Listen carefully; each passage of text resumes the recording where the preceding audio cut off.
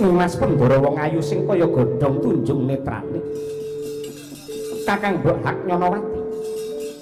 Nadyanto donya iki digelar akeh wong wadon sing ayu rupane tur Samba mesti diwenangake milih mergo aku anake Ratu Kondang.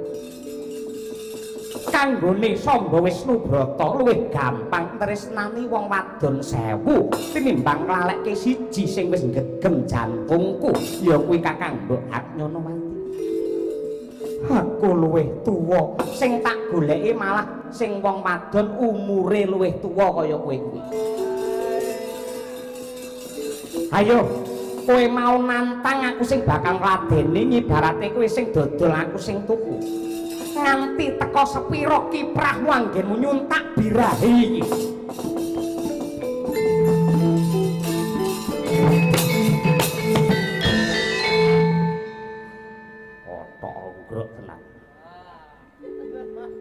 Hak Nyanawati bareng adoh obongu kelakuane kaya mula saben-saben tak kanthi mancing tilam sari jare mesti lagi alangan omben sasi terus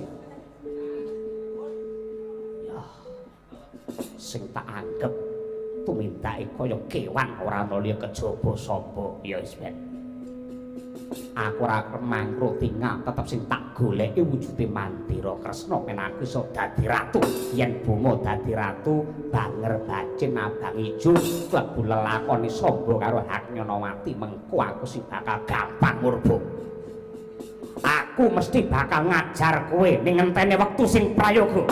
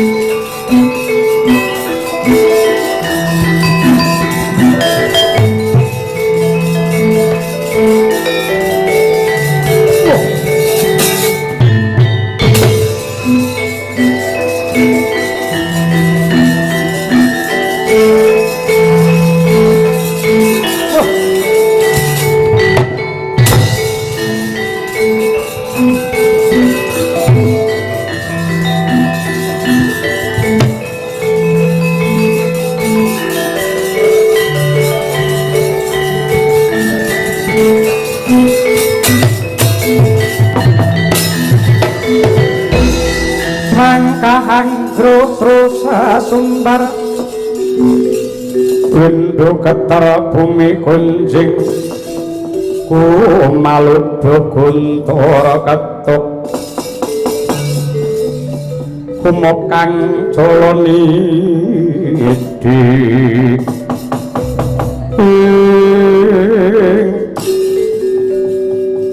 menawi boten lepat ingkang dados pamalas kula menika Kaka Prabu ing Traju Tresna Kakang Mas Boma Narakansura ingkang magut suraning griya.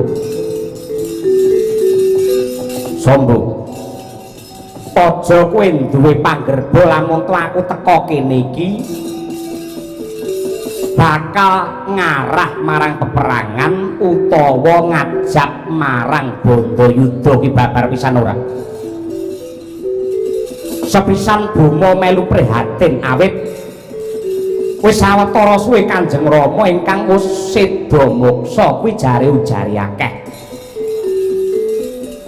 Mula gandeng aku anak mbarep duwe kewajiban ya kuwi rumeksa marang asmane Kanjeng Rama lan uga ngreksa marang kawibawane Bumi Ndarawati.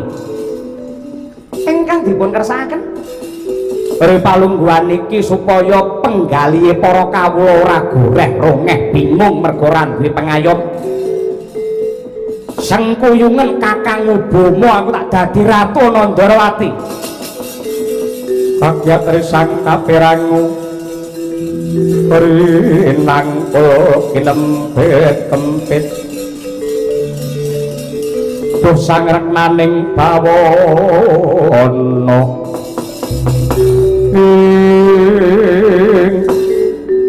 nuwun sewu Kakang Mas menapa kinten-kinten boten kaladuk ing dados dawuh paduka dinten samangke keluarga Ndarawati menika boten wonten ingkang anggadhahi penggalih kados ingkang paduka dawuhaken nadyanto kula menika putra Ndarawati ngrinten dalu tansah sumandhing kaliyan Kanjeng Rama Prabu Sri Bathara Kresna nanging nadyanto namung sak rikma pinara sastra palandene kula boten gadah greget anggen kula badhe pengin dadi ratu masami kemawon monggo kula dherekaken diri samangke nyuwun dhumateng papurbane Hyang Agung maneges dhumateng purbane pangeran nyuwun trontong ing pepadang katranganing ing gamblang yektosipun Kanjeng Rama jengkar menika wonten pundi wis seta lamun to panjenengane wis seda moksa menika lak pamanggih paduka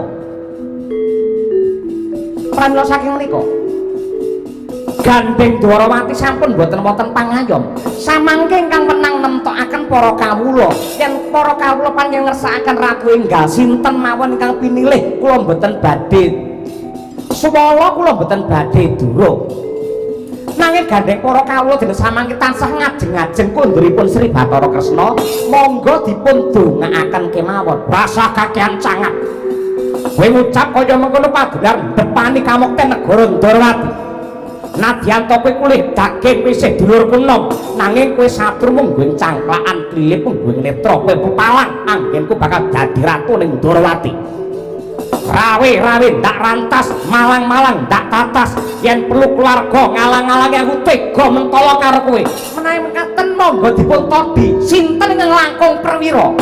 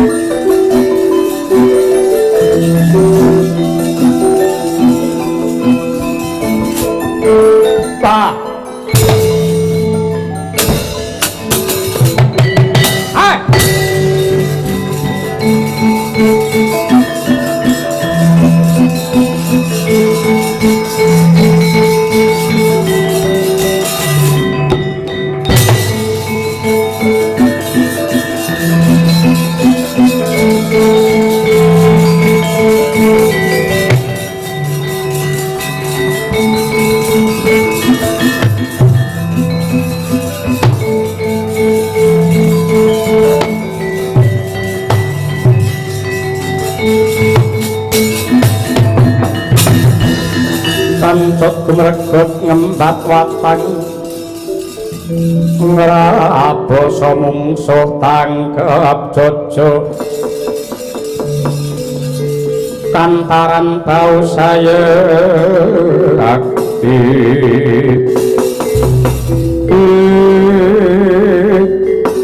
jagat Dewa Bathara ya jagat Mangestungkara babar pisan ora nduga mono lamun to Kakang Udawa gedhek antuk pidak jempol nebu sawiyun ngethek seranggon karo para sata Kurawa Kakang sing ndok kersakake piye Kakang Udawa Yayi Setyaki bot-bote anggenku duwe rasa handar beni lan kepengin ngrungkepi bumi Ndarawati mula aku tumindak kaya mengkini ripalungguhan iki Silon Prabu Ndarawati wis jengkar saka sasana tegese Udana ingkang tinuding mongko dadi wakile jumeneng nata nadyanta sak gebyaring kilat mengko pamane sinuwun Kresna wis kondur maneh tetep aku bakal dadi patih Kakang Udawa dadi apa aku arep dadi ratu mergo aku ora duwe bondo aku ora duwe kesugihan bojoku mlengos lunga saka omah yen duwe garwa sing patrape kaya ngono iki kudune bisa mawas diri ora patut lamun to bojo diayomi mergo patrape sing kurang tata kaya mengkono kuwi kala mangsane wong lanang bakal ilang kawibawane koncatan jiwa kasatriyane mergo nuruti karo karepe bojo sing ora ndalan iki ora mung perkara bojo ning kawibawane Ndarawati aku rekoso wis suwe mbiyen nderekake Sri Kresna nalika isih jaman Narayana kowe Suwita Ndarawati lak wiwit Mbak Yumu sang ratu Setyabama jenak pinarak dadi garwa Prameswari Ndarawati nanging aku wiwit cilik leladi karo Prabu Kresna mula luwih wenang Udawa tinimbang Setyaki sing dadi ratu langka ana bakene Sencakita dal ora dawa umurmu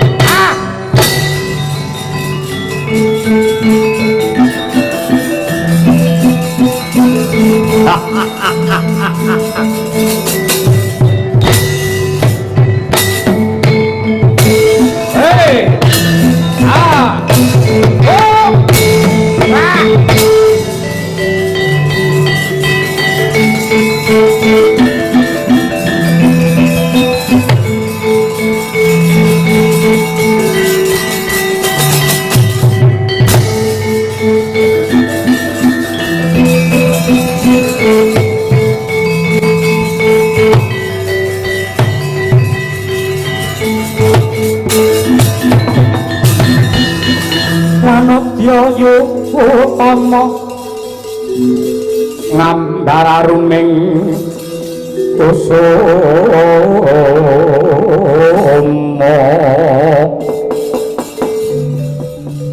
ngambara ruming kusuma jagat dewa Bathara jagat mangestungkara yogene kahanan ora udar malah saya ruwet ora padhang parandine malah saya peteng dedeg Rukmini rumangsa trenyuh lan prihatin nyawang kahanan sing saya ribet kaya mengkene sinuwun Prabu Bathara Kresna negari Ndrawati Paduka tilar malah ngirebutan kali Sentana lan anak-anak Paduka janji ra gelem leren pidana apa sing bakal ndok tampa Boma Samba Yaki Udawa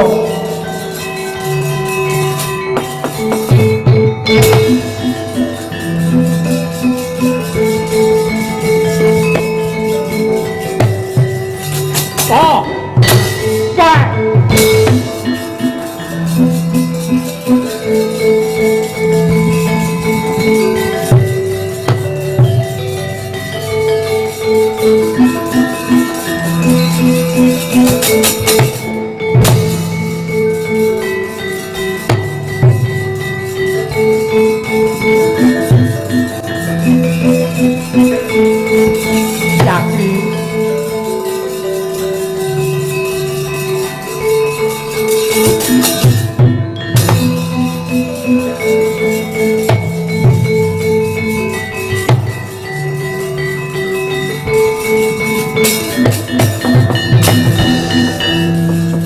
Langening kalangguana klara pandamoncar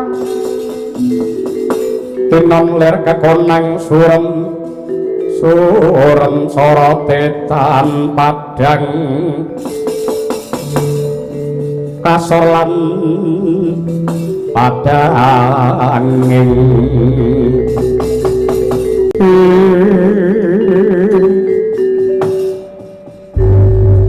damar mancung cupeten teko semene pindah kaya apa sorake sing padha gething sing wingi negara Ndrawati kebak kerukunan samat sinamat dan daya dinayan nanging bareng sinuwun Prabu Sri Bathara Kresna jengkar kowe anak-anake lan uga sentanane malah padha regejegan nuwun pangapunten Kanjeng Ibu Ratu Rukmini sampun cetha pratira bilih Kanjeng Rama menika sampun seda moksa tegesipun warisan bumi Ndrawati menika ingkang wenang depani menika putra Pambayun mongko sampun cetha wira-wira bilih anak mbarep saking Sri Kresna menika boten wonten sanes kejawi namung kula pun Boma ki aja ngawur kowe iki yektine dudu anake sinuwun Prabu Kresna nanging kowe anake Bathara Wisnu ingkang malakrama kelawan ibumu sing cetha ngeglo tanpa warna dadi garwane Sri Ndrawati ora ana liya kejaba Rukmini iki nanging nganti palungguhan iki aku ora duwe niat ora duwe tekad anggenku bakal depani bumi iki mergo aku isih duwe kapitayan lamun tori palungguhan iki Prabu Kresna nedeng nindakake darmaning kadewatan apa meneh kowe sombong kowe kuwi duwe piandel apa yen bakal ngikarake diri dadi ratu ning negara Ndrawati Kakang Udawaya mengkono kabeh mung nglungguhi ngrebut karo benere dhewe-dhewe tanpa ngrasakake kaya apa gempaling rasaku mergo tinilar dening sinuwun Prabu Ndrawati nanging cekak cukupipun ripalungguhan samangke Kanjeng Ibu sampun tumut cawe-cawe lelampahan Ndrawati mriki ingkang nemtokaken sakmetahipun boten wonten sanes kejawi namung kula pun Sitijo kula mboten saged nampi kula mboten saged nampi Udawa ingkang kula wentah dumateng Narayana wiwit saking timur wis ripalungguhan iki ngene wae yen kabeh pengen dadi ratu ana sayembara sing kudu ndak wujuti.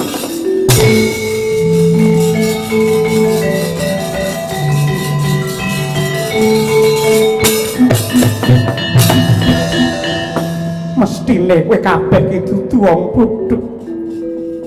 Kowe iki dudu wong cubluk nanging perangane wong pinter, nanging pintermu ki pinter keblinger marang patrap sing ora bener.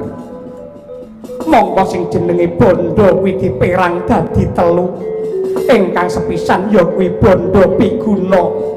Angka loro ya kuwi bondo walak, dene ingkang angka telu ya kuwi bondo bejat. Bondo piguna ki le pikantuk nganggo meres kringete dhewe mbanting raga. Satemah antuk nugraha kuwi jenenge bondo piguna. Angka loro ya kuwi bondo walak, kuwi bondo warisan tinggalane wong tuwa klebu negara Ndarawati. Lan titenana yen kowe iki golek kamukten mung bakal jagakake warisane wong tuwa. Kowe ora opor bebek cukup awakmu dhewek ora golek kamukten dhewe. Upama kowe dadi ratu kraton ora bakal langgeng. Merga kuwi bondo walak. Dene ingkang angka telu ya kuwi bondo bejat, bondo lek golek karana ngapusi. Nylingkuhke bondo negara nrajang wewalering weda suci lan pranataning negara ingkang wis gumathok. Yen kabeh mberung kepengin dadi ratu Ndarawati, Rukmini ana sayembara. Ora nyawang ndek dhuwuring derajat pangkat sugih miskining bondo donya. Sapa wae sing bisa amboyongi Mandira Kresna utawa waringin ingkang ules ireng ingkang samengko mapan ana gunung Kailasa lan ditancepake ana alun-alun Ndarawati ya kuwi ingkang wenang dadi ratu ning Dwaraka kene.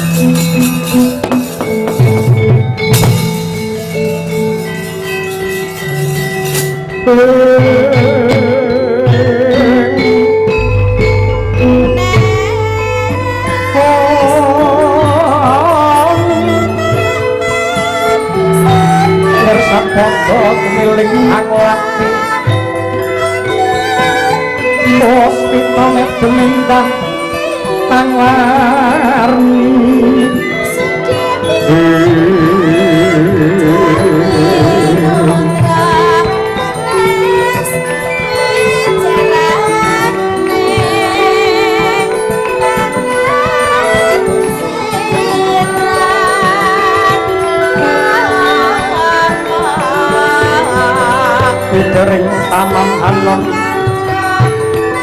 sekar waras witi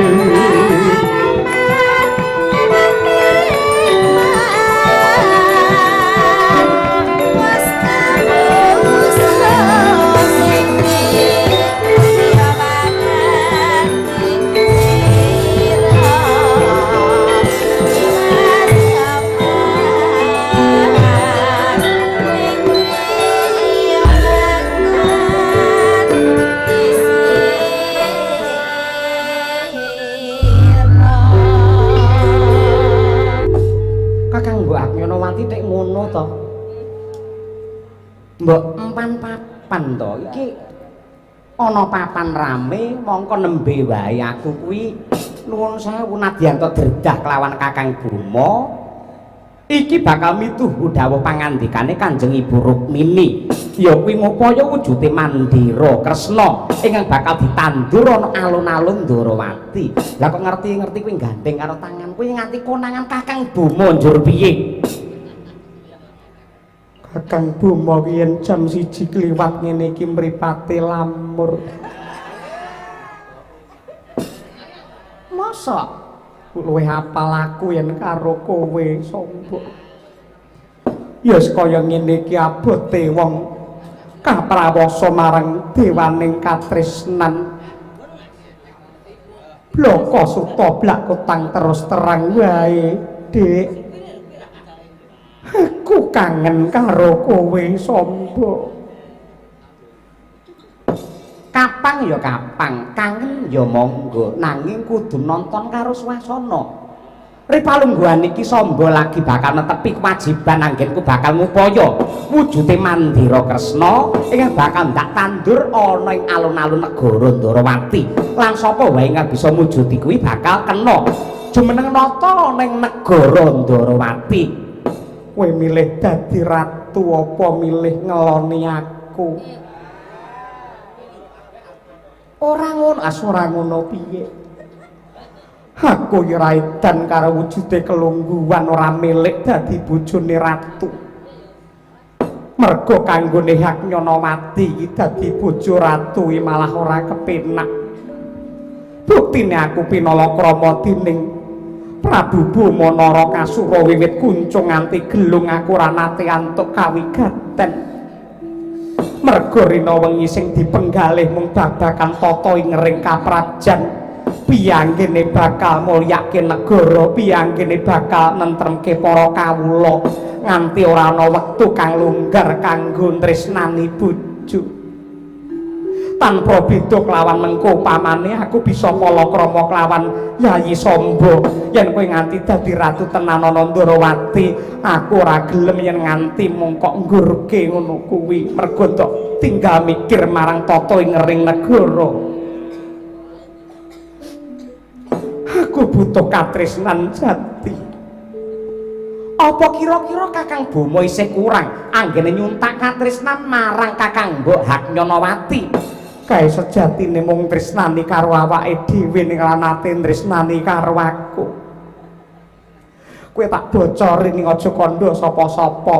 Wis luwih saka setahun aku ora dikumpuli, ngerti ora? Bisa ngrasakne kaya apa to gatele atiku iki kaya apa. Sing jenenge wong wadon ki ora mung mbutuhake wujude bebungah babagan lahir, nanging uga mbutuhake bebungah babagan batin. Sing loro-lorone mau kudu antuk kabeh. Mongko Kakang Bama piyayine gagah gedhe dhuwur, tur dasare Sura Sekti Mandraguna. Apa yang gede dhuwur ngono iki mesti kuat suwe. Yen wiwit kaya ya bengak-bengok raru-raru. Ning entek-entekane ora mbejaji. Tambah nono branti. Asmara ingkang rina wengi tansah ngrujit ati Yayi Samba.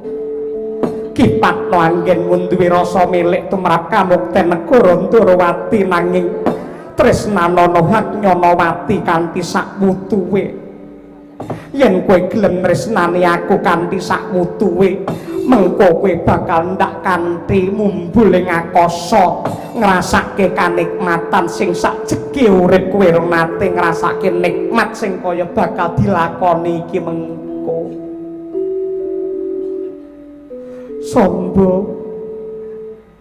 Samba kowe cimating jantungku Samba. Kunjing langit klap-klap katon perkincanging alis.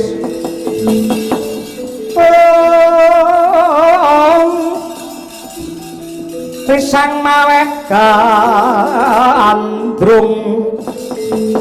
sabarang katulu ukir moyak mayik saking tias balewur lumaris sang gandrung.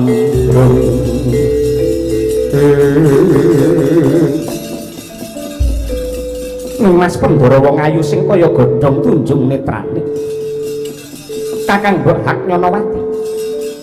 Nadyanto donya iki digelar akeh wong wadon sing ayu rupane tur Samba mesti diwenangake milih mergo aku anake Ratu Kondang. Kanggone Samba Wisnubrata luwih gampang tresnani wong wadon 1000 tinimbang klalekke siji sing wis gegem jantungku ya kuwi Kakang Mbok Atnyanawati. Aku luwih tuwa sing tak goleki malah sing wong wadon umure luwih tuwa kaya kowe kuwi. Ayo kowe mau nantang aku sing bakal ngladeni nyibarate kowe sing dodol aku sing tuku. Nganti teko sepiro kiprahmu anggenmu nyuntak birahi iki.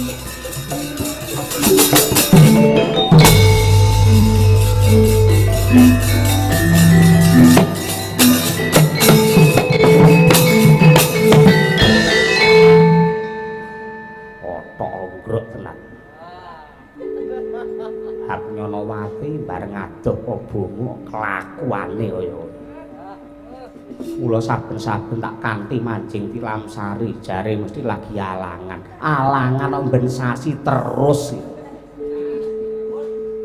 ya sing tak anggap tumindake kaya kewan ora mulya kejaba sapa ya wis ben aku ora mangro tinggal tetep sing tak goleki wujude Mandira Kresna men aku iso dadi ratu yen Boma dadi ratu banger bacin abang ijo klebu lelakoni Samba karo Atnyanawati mengko aku sing bakal gampang murba aku mesti bakal ngajar kowe ning ngentene wektu sing prayoga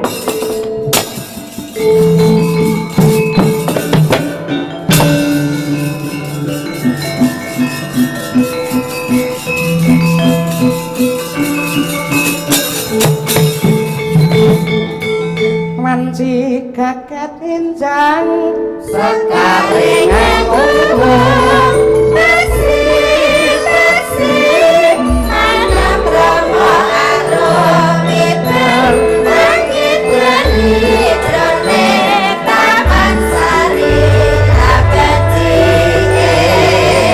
ku indah itu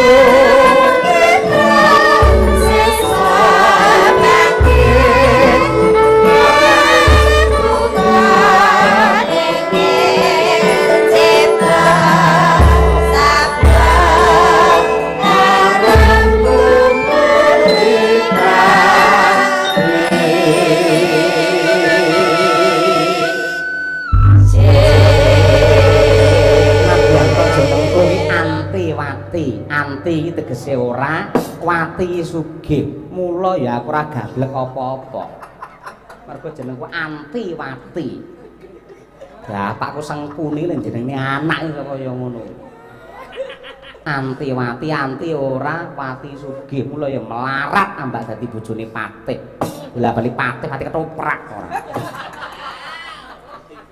kaya ngono ngatasi Patih le lugu le prasaja nganti kaya ngono kuwi racake sing jenenge Patih tumenggung Sentana Praja iki Ndarawati nggone wong sugih nggone wong mulya nggone wong grimbyong Aku ngatasi bojo pati anggar njagong kok mesti nganggo gelang wae munel dadak nyemprotne sik. Anjir tenan ora. Sak ora gelem nampa kanyatan sing kaya tetep aku duwe tani sugih dhewe. Yen perlu kesugihane Antiwati mengko aja mung lamake menungso blorong kudu kredit karo aku. Ndel-ndelke doan. Men bojo-bojo para sentana praja pejabat negara Ndarawati udah gumun karo aku. Aku metu utawa mudhun saka kereta nganggo sandangan sing mompyor, nganggo gelang kalung sing gemebyar mentari do sulap nyawang karo aku. Tur pamane aku kelakon dadi wong sugih, jenengku dudu Antiwati ning pancen Wanudyawati. Wanudya kuwi tegese wong wadon, wati sugih. Iki lho bojone Patih Udawa sing sugih dhewe sak donya. Munggah gunung Kailasa goleki sing jenenge Mandira Kresna, tak golek pesugihan. Yen ra kelakon sugih luwih becik tak entengke patiku wae.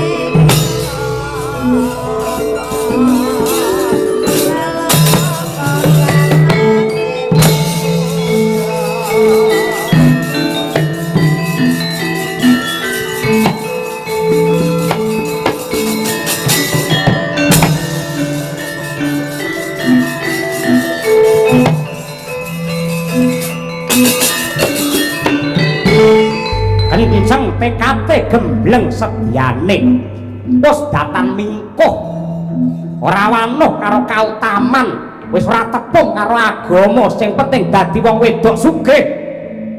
Antiwati anak Patih Sengkuni munggah wonten ing gunung Kailasa nadyanto wancine serap surya parandene peteng dedet lalimengan karana akeh gegodhongan ingkang ambyek kaya nutupi srengenge ingkang trabas wonten ing Kailasa.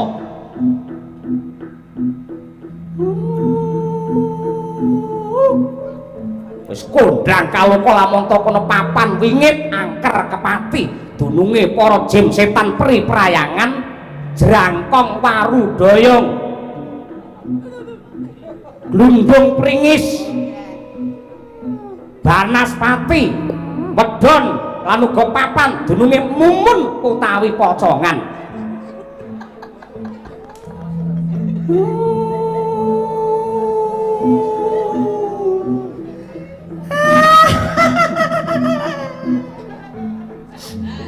Ya kene kok awane kok dadi marai mrinting kaya ngene ora.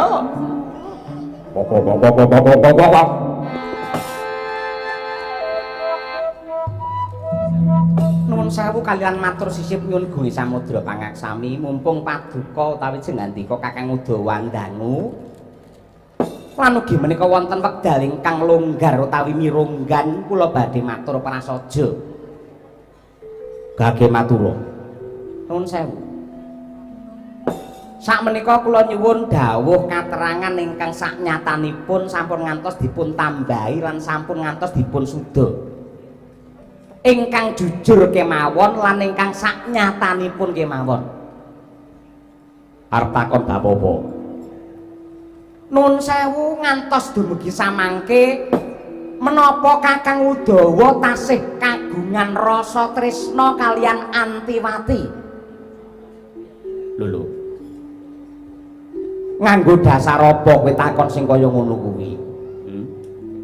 Nadyanto saka tutukku ki ora metu tembung aku tresna karo kowe.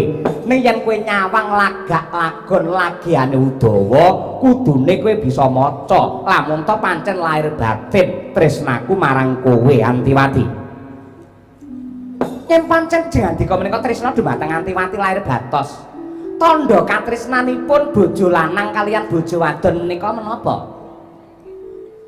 Wis dadi sumpah Udawa sak bisa-bisa aku bakal mulyake Yayi Antyawati. Lajeng caranipun mulyaken dumateng bojo wadon menika kados pundi? Sing tok karepake piye? Nuwun sewu. Blaka suta kemawon nggih. Kula sampun pinten-pinten dinten, pinten-pinten wulan menika saben wonten pepanggihan para putri-putri garwane para pejabat, garwanipun para sentana Praja Ndarawati. Kula menika mboten nderek, kula sampun mboten tumut. Lho. Sebabe kula isin kula. Lah ya sing ndadekke kuwi isin iki bab apa? Nuwun sewu. Bojone para pejabat menika kalungipun menika ageng-ageng.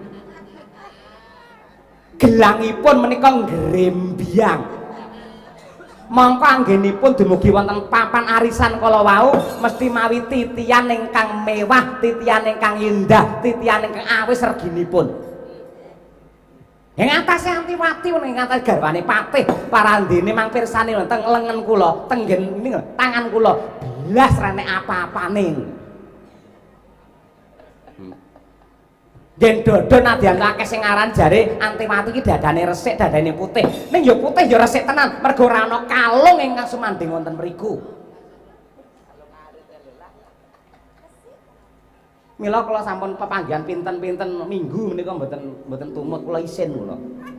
Akeh sing aran ngatasi anak utawa anake Patih Ngastina sing jenenge Patih Sengkuni, bojone Patih Udawa, wong nomor 2 sak Ndarawati parandene kok ora gablek apa-apa. Kosik to kosik. Kosik pripun? Aku tak kandha. Carane Udawa mulyake bojo ki ora kok njur nuwun sewu, kowe tak wenehi sandangan ingkang gumebyar, mas-masan ingkang mencorong, ya. Kalung ingkang bandule gedene ngungkuli kempul ki ora. Ning nuwun sewu, upamane kowe iki jane bisa, upamane kudu nganggo anggon-anggon mas-masan, gelang, kalung, giwang lan sak piturute. Bisa lan aku iso nuruti. Ning larase kahanan apa kudu kaya mengkono? Ngibarate garwane sing eneng, larase lelakon apa kudu ngono? Para kakek saiki sawangen. Para kawula do nangis batine. Anane pagebluk lelara saten akeh sing kelangan pegawean durung para among tani sing kudu nangis lan jerit batine merga lene nandur ripalungguhan iki malah dipangan tikus. Para kawula ngrasake panandang sing kaya mengkono kuwi, para kawula ngrasake kahanan sing rekasane kaya ngono kuwi, apa kira-kira trep, apa kira-kira memper, apa kira-kira pantes kawula kabeh padha nangis lah kok bojone pejabat ngrembyang. Ngono kuwi dinalar. Upamane kok kowe nganggo gelang kalung ingkang gedhe, iki mengko mesti disorot karo wong akeh. Ya, bojone Patih gelange kaya ngono, bojone Patih kok iso kalunge kaya ngono, kowe mesti dhuwit ning gaglak bondo negara. Yen ana tembung ngene kira-kira ora lara atimu kowe. Apa ora lara batinmu? Tur jamane iki wis salin Antiwati, biyen karo saiki wis beda. Yen biyen pancen wong nganggo mas-masan iki pancen nggumunake ning saiki wong wedok kok nganggo mas-masan apa meneh ora empan papan. Iki mengko padha karo ngundang rampok, ngundang copet, ngerti? Wis akeh sing semebar ning layar kaca, semebar ning layang kabar, wong wadon sing ayu rupane kudu kelangan nyawa merga anggon-anggone dibradat dening bangsane para copet utawa para rampok ngono kuwi. Regane sing jenenge kalung ki pira to?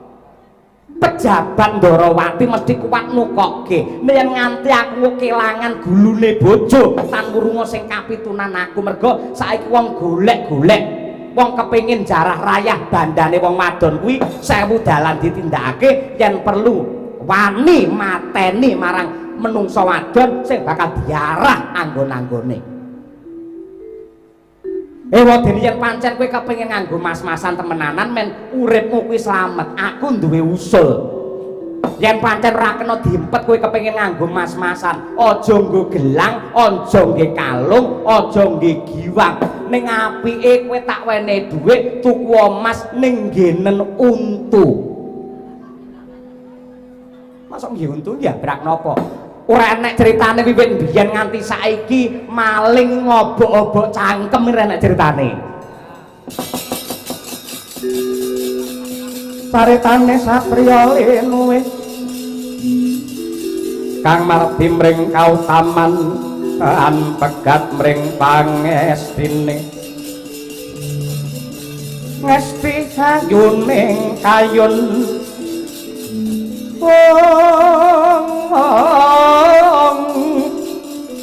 pinasu tapa braka jejaring panggayo gayuh wahyuning kamulyan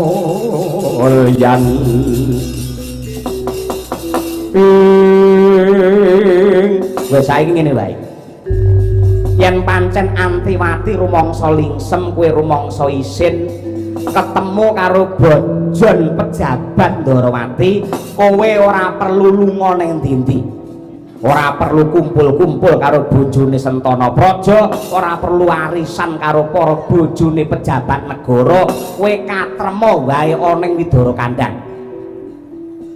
Pedaya apa yen tata gelar kuwi nyambung paseduluran. Kumpule para putri-putri bojone pejabat ki katone kaya nyambung silaturahim. Ning namun to nyatane ning kono bakal pameran geden-gedenan kalung, geden-gedenan gelang. Kaya ngono ki apa trep? Aku ora mangestune kumpul karo wong sing seneng pamer kesugihan.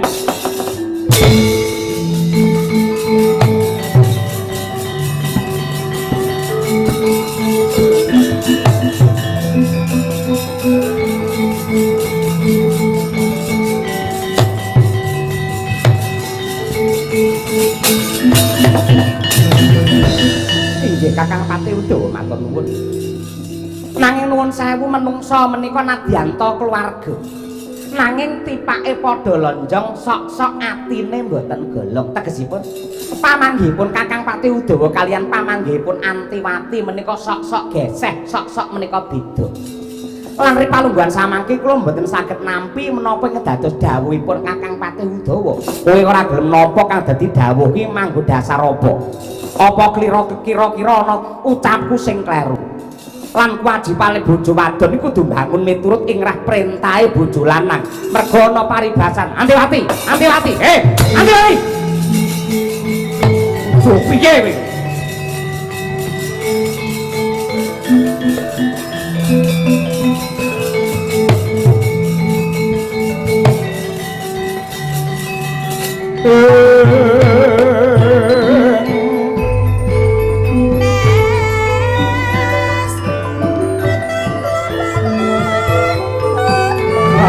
Bang laksane lekas lokita rinuting idung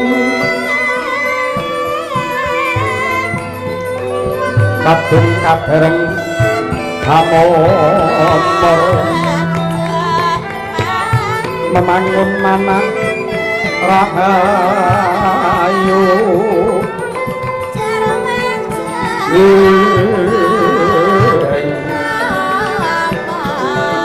ayono pan agolong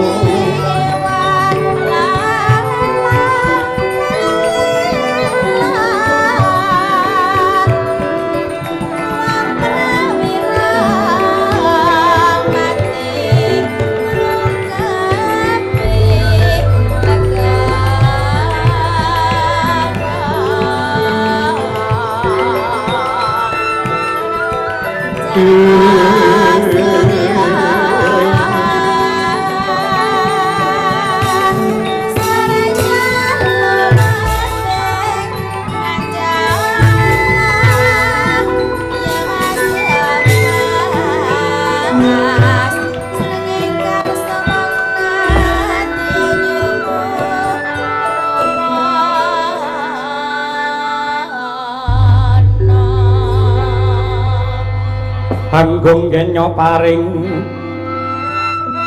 don sono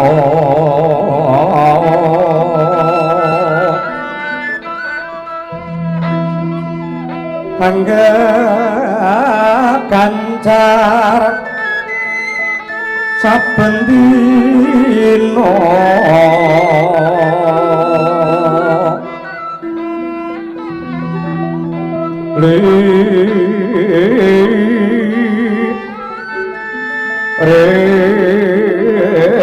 kang bolak sono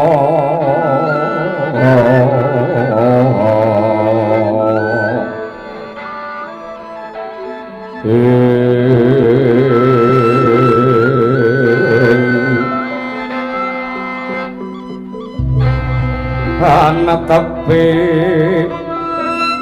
tangan diko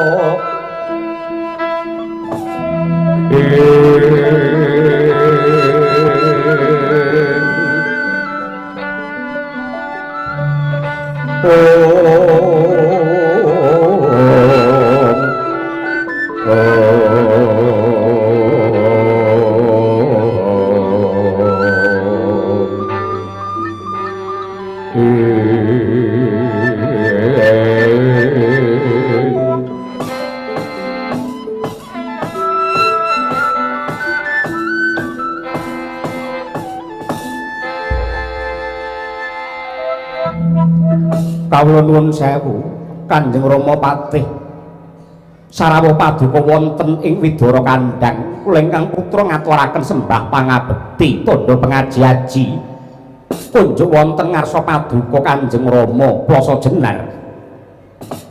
Iya nggih anakku mantu Patih Udawa banget panarimaku dene semono sih kadarman lan pakurmatan ing ndok caosake marang pun bapa ora liwat pangestuku wae mara gage tampanana nggih Udawa. Kawula nringgih gurawalan anggen kula mundi mugi andadosaken jimating gesang kula. Nuwun sewu Kanjeng Rama rawuh paduka andadosaken kejoting manah kula satemasing lar ing tata krami mboten saged caos pakurmatan ingkang trep tumrap rawuh paduka Kanjeng Rama Plasa Jenar. Ora dadi apa Gusik iki mau nek aku weruh bojomu Antiwati kok mlayu miyos saka ing dalem kepatihan kanthi arawat wasta utawa arawat waspa bar padu apa karo bojomu kowe dalem bar padu menika padu sikil papat didu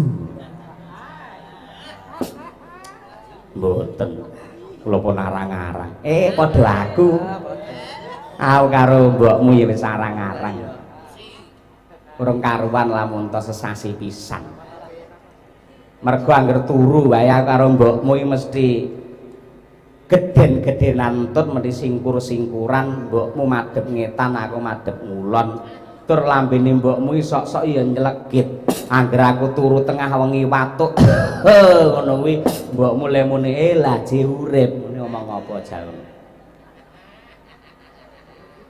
guyu ora apa-apa lakone pancen ngono karo mbokmu ya ngono kuwi nggih lah kowe sik ya bakal nglakoni tuwa kaya sengguni ora apa-apa lan upamane kowe lagi bentik kowe lagi sulaya lagi kisruh karo bojo ya ora apa-apa kuwi minangka kembang burai lelakon bumbune wong omah-omah yen ora ngangge padu ngono ki ya kurang sedep ngono inggih ngapa ta ki mau nuwun sewu kula elekaken supados mboten ngginakaken kesugihanipun menika kangge pamer dumateng para kawula cilik lan kula pambengi sampun kumpul kalian bojo Sentana Praja Ndarawati yen kumpule wong wadon niku namung badhe pamer kesugihan ning nyatanipun ucap kula menika mboten dipun gego Kanjeng Rama malah lunga plencing klepat tanpa pamit Watake wong wedok iki pancen ngono kuwi. Nadyan to nuwun sewu akeh sing ngarani lamun to bondo ki ra baku, dhuwit ki wirawigati. Ning nyatane apa wae iki bisa lumaku ya kudu nganggo dhuwit. Kowe tak bocori ya.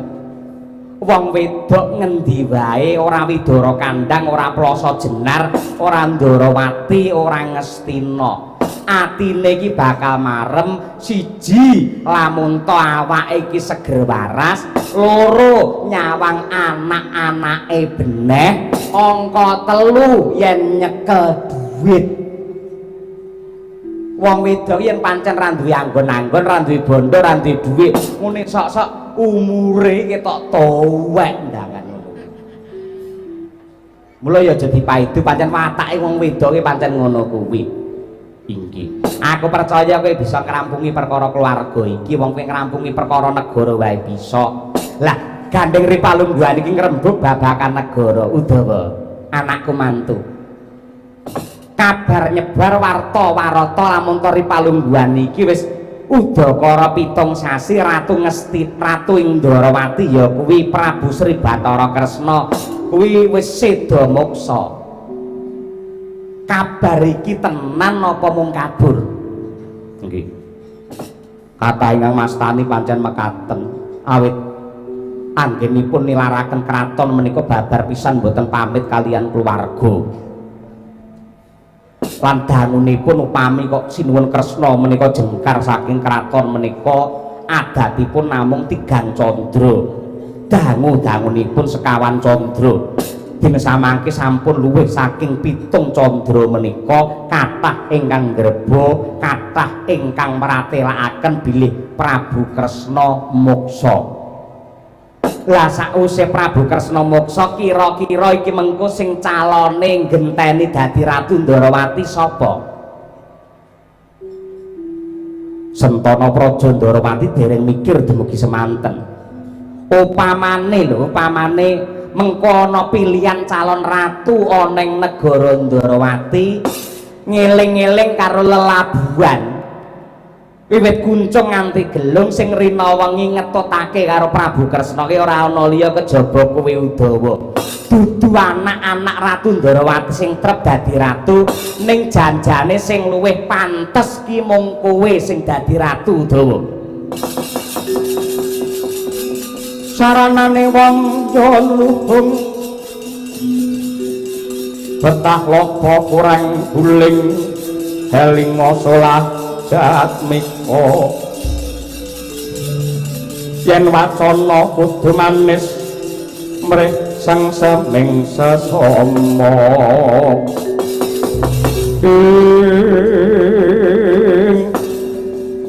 nuwun sewu Kanjeng Rama. Mboten wonten babar pisan greget lan musik anggen kula badhe gayuh ingkang mboten sak mestinipun. Nuwun sewu nadyanto wiwit jaman Narayana kula tansah ngenger lan nderekaken Sri Kresna. Nanging ceceking manah kula nadyanto sak gluguting ulang-kaling mboten wonten raos pengin anggen kula badhe dados ratu. Lho, iki ora perkara pengin utawa ora, ning kepikiran nasibe para kawula Ndrawati. Aku iso nggambarake yen Prabu Kresna wis moksa, tegese Ripalungguhan iki para kawula Ndrawati wis kelangan pangayom, kelangan paugeran. Apa kira-kira kowe ra mesake yen para kawula Ndrawati padha bingung iki karepe nyuwun pengayoman karo sapa? Nyatane yen Ratu Trajutresna Prabu Bama kae wis ora kena dadi ratu ana Ndrawati merga wis kagungan wujude negara Trajutresna utawa Surateleng. Samba kae bocah wingi sore apa meneh Setyaka apa dene Si Gunadewa.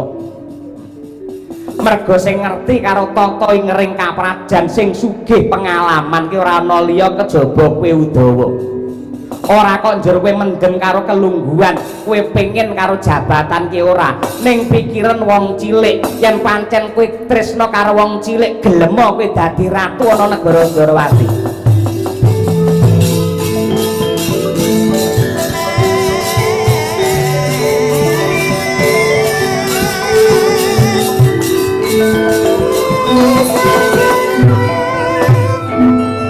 Ucap kacarita kaya mangkono.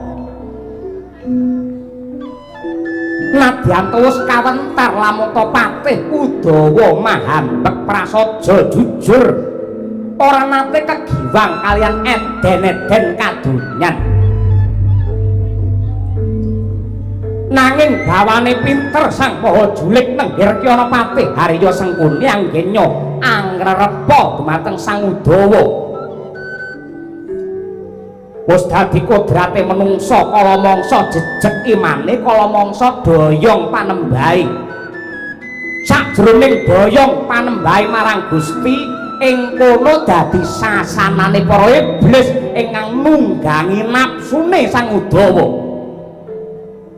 Mereka kenceng gembleng ciptane ason depani bumi Ndarawati.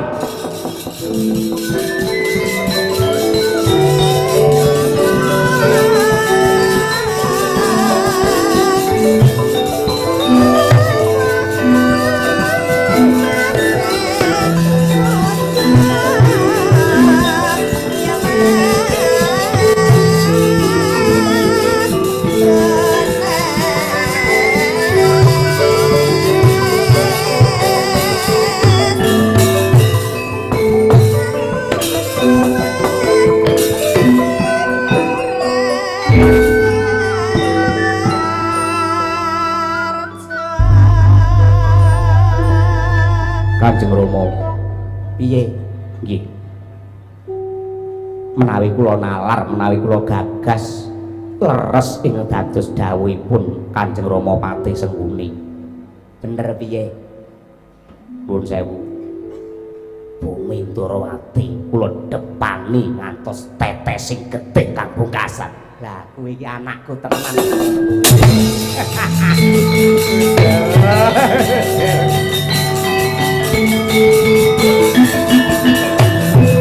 Kuncing langit telat-telat katon lenetin saking alis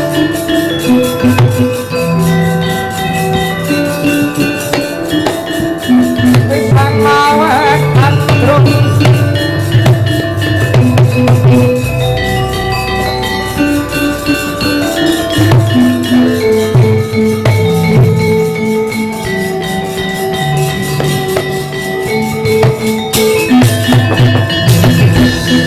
sabarang kadulu ukir moyak mayik saking tias balewur lumaris sangka andrung. Nah yen ngono ki tegese iki mantune Patih Sengkuni tenan ngene. Aku mbiyen titip daging setampel getis tetes wujude anakku Antiwati pamriye bisa ndok mulyake. Merga pancen abot katresnanku marang kowe. Mbiyen si Antiwati bakal dipalakrama kelawan anak Prabu Duryudana. Ning aku milih mantu kowe merga tak anggap kowe sing bisa mulyake karo anakku wadon. Lajeng mangke menawi wonten perkawis aja kuwatir. Sing baku depan ana negara Ndarawati aja nganti ana sing wani ngganggu gawe ngancik lan ngucik dampar keprabon. Tetep Udawa sing dadi ratu ana Ndarawati. Yen nganti ana bobol Barata mengko Sengkuni lan Kurawa sing bakal mbantu karo kowe Udawa. Matur nuwun Kanjeng Rama ya.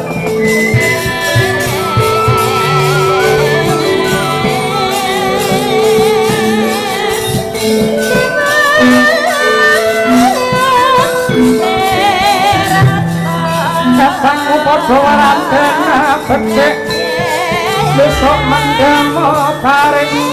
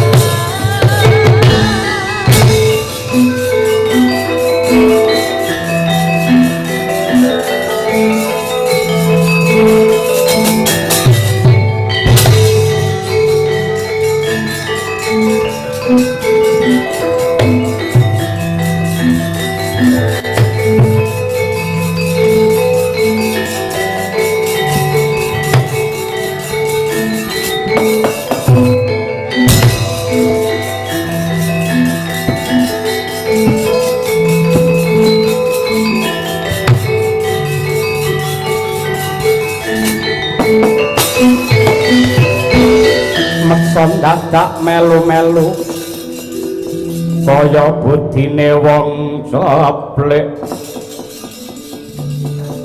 lalien kalengkane ngrat nadyan kaya ngapa lan kepiye sing jenenge wong wadon lamun tanpa bondo tanpa donya tanpa mas-masan mesti wae aji godhong jati garing kamane utawa palungguhan iki aku beda karo panemumu beda kelawan dawuhmu aku ora nggugu kang dadi pangandikanmu tumrape antiwati pedae apa aku urip lamun ora nyanding lawan kesugihan lan kemewahan mongko aku krungu kabar ana gunung Kailasa ana papan kanggo golek pesugihan ya kuwi mapan ana sak ngisore Mandira Kresna mbok menawa lantaran aku mengko sujud ana ing Mandira Kresna dadi srana aku dadi wong sugih wong mbrewu men do melek mripate para bojon-bojon pejabat iki bojone Udawa tetep sing paling sugih